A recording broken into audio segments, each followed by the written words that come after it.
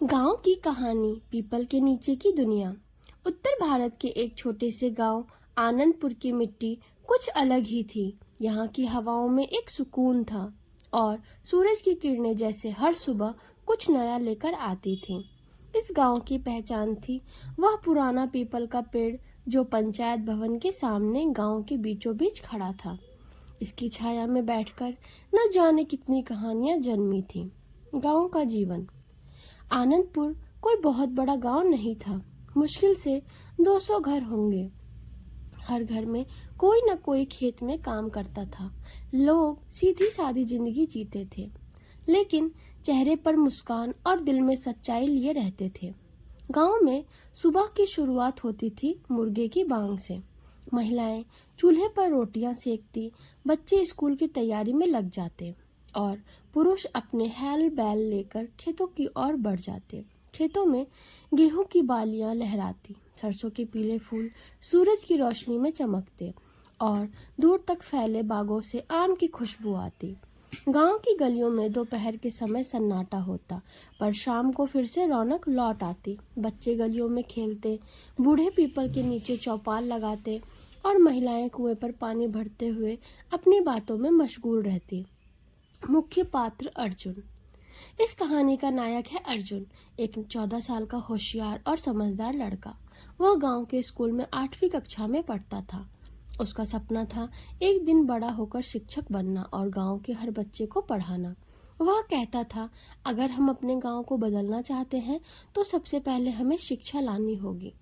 अर्जुन का परिवार बहुत साधारण था। माँ, पिता और 2 छोटी बहनें। उसके पिता किसान थे और दिन भर खेत में काम करते थे। माँ घर संभालती और थोड़ा बहुत सिलाई कढ़ाई करके पैसे कमाती थी। एक बड़ा सपना। अर्जुन हर दिन स्कूल से लौटते हुए पीपल के नीचे कुछ देर बैठता और किताबें पढ़ता। वहाँ अक्सर गांव के बुजुर्ग भी बैठते थे, जो अर्जुन की पढ़ाई के जुनून से बहुत प्रभावित थे। एक दिन एक बुजुर्ग दीनू चाचा ने कहा, बेटा, अगर तू ऐसे ही पढ़ता रहा तो एक दिन तेरा नाम जरूर होगा। अर्जुन मुस्कुराया और बोला, चाचा, नाम नहीं चाहिए, बस अपने गांव को बदलना है। हमारे यहाँ अभी भी बहुत से बच्चे स्कूल नहीं जाते। रुकावटें और चुनौतियाँ। पर रास्ता इतना आसान नहीं था। एक बार खेतों में बाढ़ आ गई। अर्जुन के पिता की सारी फसल बर्बाद हो गई। घर में खाने के भी लाले पड़ गए।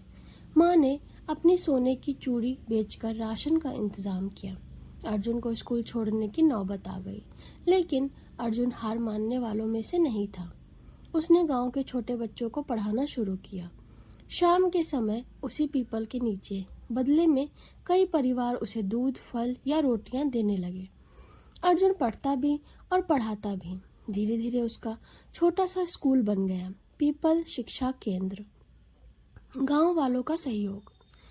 गांव के लोग अर्जुन के प्रयासों को देखकर प्रेरित हुए। सरपंच ने पंचायत से अर्जुन के लिए कुछ फंड पास करवाया और सरकारी स्कूल के कुछ पुराने फर्नीचर अर्जुन को दे दिए। अब पीपल के नीचे कुछ बेंचें लग गईं, एक ब्लैक बोर्ड टंग गया और गांव के बच्चे पढ़ने आने लगे। अर्जुन ने अपने दोस्तों को भी पढ़ाने के लिए प्रेरित किया। वे मिलकर गांव में घर घर जाकर बच्चों के माता पिता से बात करते, उन्हें शिक्षा का महत्व समझाते। बहुत से बच्चे जो पहले काम पर जाते थे अब पढ़ाई करने लगे। शहर की प्रतियोगिता। एक दिन जिला शिक्षा अधिकारी की नज़र इस गांव की पहल पर पड़ी। उन्होंने अर्जुन को एक शैक्षिक सम्मेलन में बुलाया जो शहर में हो रहा था। यह अर्जुन का पहला शहर दौरा था। सम्मेलन में अर्जुन ने अपने अनुभव साझा किए। उसकी सादगी और समर्पण ने सबका दिल जीत लिया। शिक्षा मंत्री ने मंच से कहा, अगर हर गांव में एक अर्जुन हो तो दो देश की तस्वीर बदल सकती है। सम्मेलन के बाद अर्जुन को छात्रवृत्ति मिली। वह अब एक अच्छे स्कूल में पढ़ सकता था और उसका परिवार भी आर्थिक रूप से सुरक्षित हो गया। गांव की बदलती तस्वीर। अर्जुन की मेहनत और गांव वालों की एकजुटता ने आनंदपुर को एक नया रूप दिया। अब गांव में हर बच्चा स्कूल जाता था। महिलाएं सिलाई केंद्र में प्रशिक्षित होकर अपनी आजीविका कमाने लगी थीं। गांव की सड़कें बन गई थीं और हर घर में बिजली थी। अर्जुन ने गांव के पुराने स्कूल में खुद शिक्षक की नौकरी ली ताकि वह वही सपना पूरा कर सके जो उसने पीपल की छांव में देखा था। अंतिम दृश्य। फिर वही पीपल आज भी अर्जुन हर शाम को कुछ देर पीपल के नीचे बैठता है। अब उसके साथ गांव के नए बच्चे होते हैं जो सपने देख रहे होते हैं, डॉक्टर बनने के, इंजीनियर बनने के या फिर अगला अर्जुन बनने के। निष्कर्ष, कॉन्क्लूजन। यह कहानी सिर्फ एक अर्जुन की नहीं बल्कि हर उस बच्चे की है जो मुश्किल हालातों में भी हार नहीं मानता।